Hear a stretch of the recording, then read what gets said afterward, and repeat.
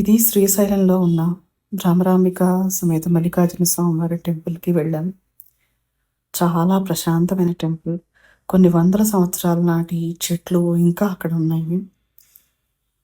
Temple అయితే చాలా బావుంది. 2000 సంవత్సరాల పాత టెంపుల్ అని చెప్పేసి అందరూ అంటూ ఉంటారు. నాకైతే ఇంకా పాతదేమో అని అనిపిస్తుంది. ఆ రోజు అక్కడ దర్శనం చేసుకొని మరుసటి రోజు బయలుదేరి వ్యూ పాయింట్‌కెళ్ళాము. ఆ అడవిలో 10 మీటర్ల వరకు గూడా చెట్లన్నింటినీ కాల్చివేశారు. ఈ సమ్మర్ రాబోతోంది గాబట్టి, అది యానిమల్స్ లోపల ఉంటాయి గదా! వాటి సేఫ్టీ కోసం అని చెప్పేసి అలా చేశారట.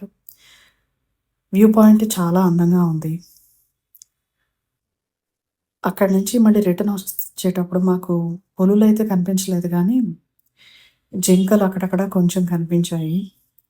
ఆల్మోస్ట్ మంటలు పెట్టడం వల్ల రోడ్డుకి ఇటు పక్కన 10 మీటర్లు, అటు పక్కన 10 మీటర్లు చెట్లన్నీ తగలబడిపోయినాయి.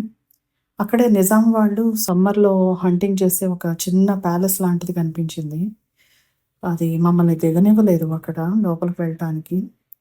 సో, అలా చూసుకొని మేము ఆ రోజు సాయంత్రానికి రిటర్న్ అయిపోయాము. టెంపుల్ అయితే చాలా బావుంది.